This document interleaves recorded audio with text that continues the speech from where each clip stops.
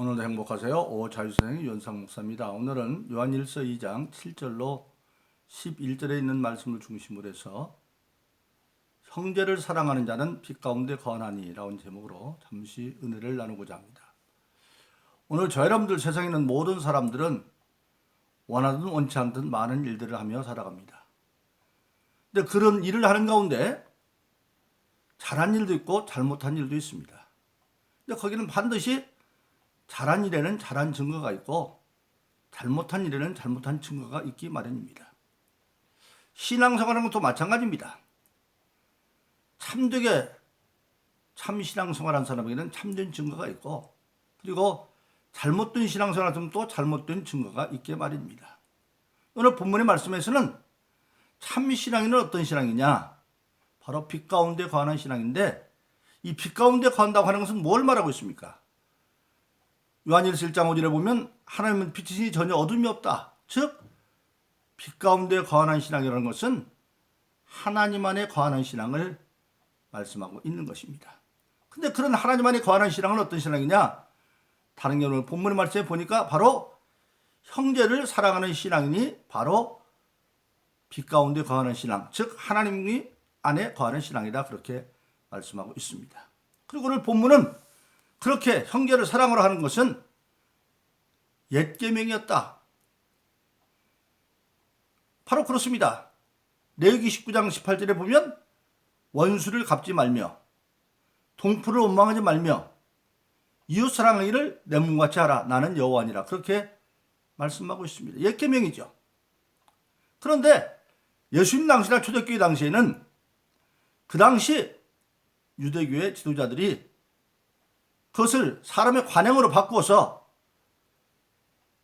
이는 이로 눈은 눈으로 그쪽으로 가가지고 원수는 원수로 갚고 그렇게 되어 있었습니다. 그런데 예수님께서 마태복음 5장 43절로 45절에서 그 유대인들의 잘못된 해석을 뒤집어 버립니다.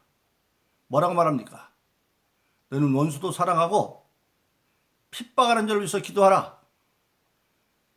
너희가 그렇게 해야만 하나님의 아들이라 일컬음을 받을 것이다. 그렇게 말씀하시면서 이유를 설명합니다. 하나님이 선한 자나 악한 자에게 동시에 비를 내리는 걸 모르느냐? 그건 무슨 말씀을 하고 있습니까? 즉 우리 인간은 지금 현재 악하지만 하나님이 같이 비를 내린다는 것은 하나님의 긍휼이 아직도 임하고 있고 언제 그가 회개해서 하나님의 사람이 될지 모르기 때문에 궁극적으로 원수는 없다는 겁니다. 그래서 원수를 위해서 사랑하고 원수도 사랑하고 핍박을 기도해라. 그렇게 말씀합니다. 그리고 예수님은 요한복음 13장 30절 읽으면 그걸 계명으로 선언합니다. 내가 너에게 새 계명을 주느니 서로 사랑하라. 어떻게? 내가 너희를 사랑한 것 같이 서로 사랑하면 이로써 너희가 내 제자인 것을 알리라. 새 계명. 사실은 옛 계명이죠. 레위기에서 이미 19장 18절에서 말씀했는데 그것을 다시 새 계명으로 주의를 환기시키는 겁니다. 그리고 그 이유가 설명드린 게 어디냐면 예수님 누가복음 23장 34절에서 지금 십자가에 달려 계십니다. 근데 그 십자가 아래에서는 수많은 사람들이 예수님을 조롱하고 비웃고 난리치고 있습니다. 그런데 예수님이 그때 하나님을 향해서 기도합니다. 아버지여, 저들의 죄를 사해 주세요. 저를 용서해달라는 겁니다. 왜? 저들이 하는 짓을 지금 저들이 알지 못하고 저러고 있습니다. 그들이 지금 예수님을 조롱하고 비웃고 그러고 있는데 사실은 그들이 지가 무슨 일을 하는지 알지도 못하고 즉 뭐냐? 악한 마귀에게 사로잡혀서 마귀에 지금 도가 되어 있다는 겁니다. 로마서에 보면 우리 사람들은 하나님의 선을 위해서 쓰임받은 사람은 의의 병기라 그랬고 마귀에게 사로잡히는 건 불의의 병기인데 지금 마귀에게 사로잡혀서 저러고 있다. 그러니까 눈으로 보이면 원수가 원수 같지만 사실은 그게 원수가 사람의 원수가 아니라 그 가운데 역사하는 악한 마귀가 원수인데 그 원수를 거기서 쫓아내려면 하나님의 능력이 임할 수밖에 없죠. 하나님의 능력이 임하려면 기도해야 된다는 거죠. 핏바른 기도 원수도 사랑하고 핏바른 기도해라.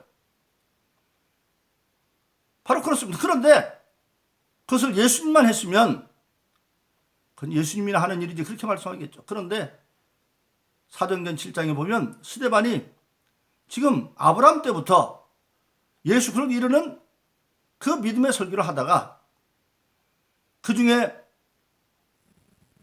바라보니까 하늘문을 예수님이 열어줘서 보좌 우편에 벌떡 서 있는 예수가 보입니다. 이게 바울이 죄송합니다. 스데반이 그 예수가 서서 보신다고 말하니까 거기 있는 사람들이 가정때도 하고 그를 끌어다가 성 밖에서 돌로 때려서 지금 스데반을 죽입니다. 근데 스데반이 그 돌멩이가 날아오는 순간에 뭐라고 기도합니까?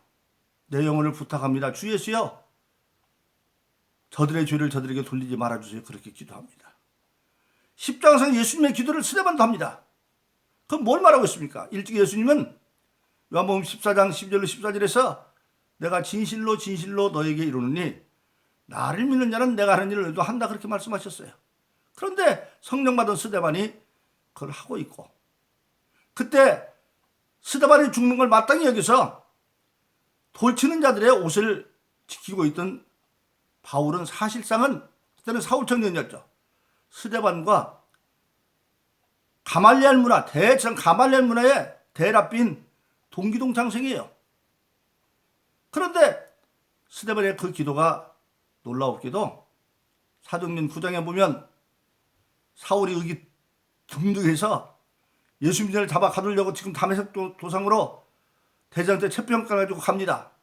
근데 그때 예수님이 나타나서 바울을 되게 만드는 겁니다. 저는 그렇게 생각을 합니다. 스데반의 저들이 절 돌지 말라는 그 기도의 응답이 사울을 바울 되게 만들었고 놀라웠게도 바울 사도를 통해서 기록된 신약 성경을 보면 스데반이 아브라함 때부터 예수님 때까지 증거했던 그 메시지를 구체적으로 하나님이 계시해서 성경으로 기록한 것을 우리가 알게 되어집니다. 바로 그렇습니다. 그래서 성경은 원수도 사랑하고 핏바른 자서 기도하라고 말씀하고 있는 겁니다. 그걸 예수님께서 이제 묻는 베드로에게 대답한 것이 마태복음 18장 20절로 35절입니다. 베드로가 나와서 예수님께 말합니다. 주님, 선생님, 만일 형제를 하는 자가 나에게 잘못을 저지르면 7번 용서하면 될까요? 그 당시 유대의 관례로는 3번까지 용서하도록 되어 있었어요. 그런데 베드로 생각엔 배보다도 더 많은 배면 6번인데 한 번 더 하면 충분하겠죠. 그렇게 말했습니다. 근데 예수님은 뭐라고 말합니까? 7번뿐 아니라 70번씩 7번이라도 490번까지, 그것은 490번을 말하고 있어요. 끝까지 용서라는 겁니다. 그 사람이 살아있는 날. 그러면서 예수님이 비유로 말씀하시는 것이죠. 어떤 임금에게 빚진 동관 하나가 있는데 1만 달란트를 빚졌다. 1만 달란트는 엄청난 돈입니다. 한 달란트는 6천 데나리온이요. 한 데나리온은 당장 하루 품삯인데 만일 품삯을 10만 원만 잡는다고 해도 한 달란트면 6억입니다. 1만 달란트면 6조. 엄청난 돈이죠. 그런데 그 6조라는 것보다도 도저히 인간으로는 갚을 수 없는, 오늘날 뭐 대재벌들은 6조 갚을 수 있죠. 그런데 그것은 6조로 비워두는, 도저히 인간으로는 갚을 수 없는 그런 엄청난 빚을 말하는 겁니다. 갚으라 그러니까 그 동관이 갚겠다고 합니다. 주인은 말합니다. 임금이. 갚을 능력이 없어. 그러니까 너도 노예로 팔고 네 아내도 팔고 네 식구들도 다 팔고 그리고 논밭 다 팔아서 갚아라. 그러니까 그 동관이 엎드려서 빌면서 갚겠습니다. 근데 임금이 가만히 바라보니까 너무 불쌍해서 그 1만 달러를 탕감해줬어요. 없는 걸 해줬어요. 그런데 그 1만 달러 탕감하던 동관이 가다가, 세상도 그러잖아요. 큰 빚쟁이가 작은 빚 주고 산다고, 자기 동료 가운데 하나를 만났는데 그 사람한테 100달란트를 빚을 줬어요. 100달란트면 장정 100일 동안의 품삯이니까 하루 품삯을 10만 원이면 한 1,000만 원 빌려준 거예요. 근데 6조를 탕감받은 그가 1,000만 원 빌려준 그한테 너 돈 갚아. 그러니까 갚겠으니까 조금만 기다려줘. 그랬더니 멱살을 잡고 감옥에다가 가둬버렸어요. 그걸 동료 동관들이 보고 임금한테 가서 말합니다. 임금이 그 1만 달러도 탕감자를 불러다 놓고, 그래 너는 빌길래 내가 1만 달러 탕감해 줬는데 네 동료 100달러도 그걸 못 봐주겠느냐. 그러면서 저걸 감옥에 가둬라. 그래서 홀이라도 한 푼이라도 갚지 않으면 못 나온다. 그러면서 그렇게 말하죠. 너희가 중심으로 형제를 용서하지 아니하면 내 아버지께서 그렇게 할 것이다. 그렇게 예수님은 말씀하고 있는 것입니다. 바로 그렇습니다. 오늘 많은 사람들이 예수 믿는 형제들끼리도 마음속에 그렇게 감옥을 만들고 미움의 감을 가둬놓고 있어요. 오늘 본문의 말씀도 형제를 사랑하는 자는 빛 가운데 있는 거지만 형제를 미워하는 자는 어둠 가운데 있다. 요한일서 1장 5절에서 하나님 빛이시라고 그랬죠. 빛과 어둠은 도저히 같이 있을 수가 없어요. 빛이 있으면 어둠이 없어져야 되고 어둠이 있는 자리는 빛이 없어요. 마치 물과 기름 같죠. 그러니까 하나님이 빛 가운데 있다고 하면서 누굴 미워한다고 하는 것은, 사랑하지 않는다고 하는 것은 그건 거짓말이라는 거예요. 그래서 우리가 하나님의 빛 가운데 있다고 하는 산 증거는 뭐냐? 형제 사랑하는 것을 보면 안다고 하는 사실입니다. 바로 그렇습니다. 그래서 요한일서 4장 10절로 11절에 이렇게 말합니다. 하나님은 사랑이신데 사랑은 여기 있나니 우리가 하나님을 사랑한 것이 아니요 오직 하나님이 우리를 사랑하사 화목제로 그 아들을 보내셨습니다. 사랑하는 자들아 하나님이 이같이 우리를 사랑하셨은즉 우리도 서로 사랑할 것이 마땅하니라. 바로 그렇습니다. 하나님이 세상을 지으라 독생자를 주었습니다. 근데 세상은 그때는 우리 인간인데 우리 인간들은 조상 아담의 원죄로 말미암아 태어날 때부터 죄인으로 태어나요. 그래서 시편 51편에는 내가 어머니 태중에서부터 죄 가운데 태어났다. 그러니까 원죄를 가지고 태어났기 때문에 우리가 태어나서 자범죄는 스스로 지는 것이 아니라 죄인이기 때문에 죄를 지을 수밖에 없는 거예요. 그래서 그 죄값으로 로마서 6장 23절 것처럼 죄값은 사망, 궁극적으로 죽어 육신을 흙으로 돌아가지만 영혼이 음부에 갔다가 나중에 죽진 마음으로 부활해서 계시록 20장에 보면 영원한 불못 지옥에 던져버릴 수밖에 없는, 멸망할 수밖에 없어요.